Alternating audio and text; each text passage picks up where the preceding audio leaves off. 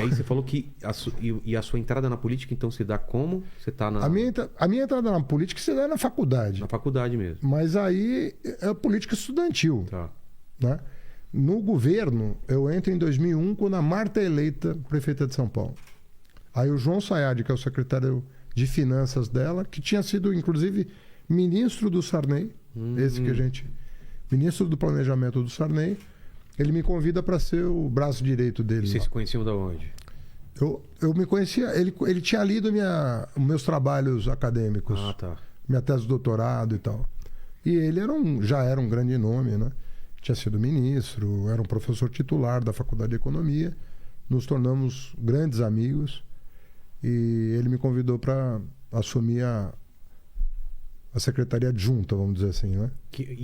De finanças. De finanças. Arrumar a casa. Arrumar a casa. O que vocês encontraram? Não. É que é um período pós-Pita, né? Foi pós-Pita? Foi o primeiro governo pós-Pita, né? O Maluf Pita e daí vem a Marta. Se ele for mal, não votem mais em Maluf. Nunca mais se elegeu. Né? Mas foi um período difícil da prefeitura, muito difícil. E a Marta foi uma grande prefeita, eu acho que tinha uma grande equipe. E a gente fez um trabalho de saneamento já muito, muito importante. Depois eu, como prefeito, eu acabei de sanear as finanças da cidade.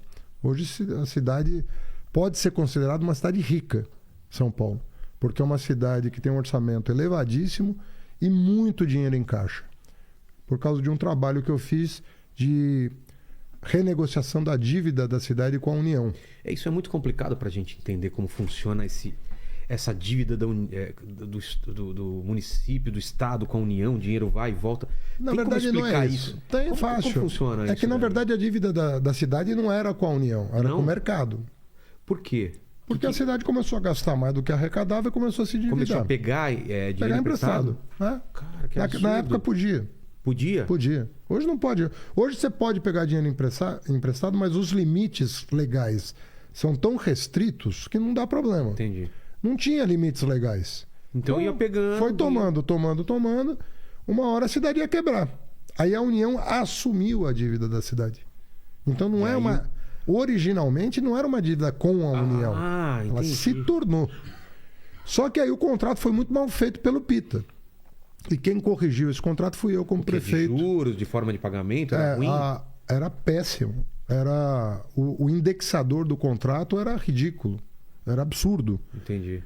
Só que a lei impedia a revisão. E aí eu, como prefeito, assumi a tarefa de... não apenas de trocar o indexador, mas fazê-lo retroagir à época da assinatura do contrato. Entendi. Aí a dívida desabou. Aí conseguiu... Aí eu questionei a dívida. Era de quanto na época? Quando eu assumi era de 80, quando eu saí era de 30 bilhões de reais. Bilhões? Tudo bilhão, né?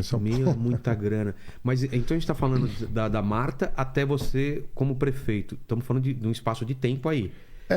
Porque depois da Marta teve 2 mandatos, Serra e Kassab. Tá. Aí... E depois vem. Mas nesse meio tempo, o que você faz? Acaba o mandato da Marta? Não. Eu saio da Marta, vou para Brasília. Primeiro... Ministro? Não. Primeiro assessorar o ministro do Planejamento. Tá. 6 meses depois, eu sou convidado para assumir uma espécie de vice-ministro, chama secretário executivo. É o número 2 do Ministério da Educação. Da Educação, tá. Então eu saí do Planejamento e fui para a Educação para ser o número 2. É que tem mais a ver contigo, né, do que Planejamento, não tem ou não? É que eu entrei na vida pública pela economia. Eu entrei pela economia. Mas você queria mirar mais pro lado. Não, eu adoro... Você gosta também? Não, eu gosto de arrumar. Eu sou bom em arrumar as contas, sobretudo quando estão desarrumadas. Assim, passar minhas contas, então. Eu arrumo bem, assim. Mas eu não queria ficar na área econômica o tempo todo. Eu queria fazer alguma coisa de concreto, assim, né, na ponta, né? E aí eu fui ser o número 2 da Educação... 1 ano depois eu assumo o ministério e fico 7 anos como ministro. Quem era o número 1 na educação? Número 1, na minha época, era o Tarso Genro. Tá. Ele que me convida para ser o número 2. E 1 ano depois ele deixa o ministério para assumir a presidência do PT. E aí eu fico de 2005 a 2012 como ministro. E aí eu saio para concorrer à eleição de 2012 e me torno prefeito de 2013 a 2016. E essa época de ministro, o que você viu? Como que você encontrou o país? A parte da educação? Cara, e agora tá tendo tanto problema com o MEC, né? E tal.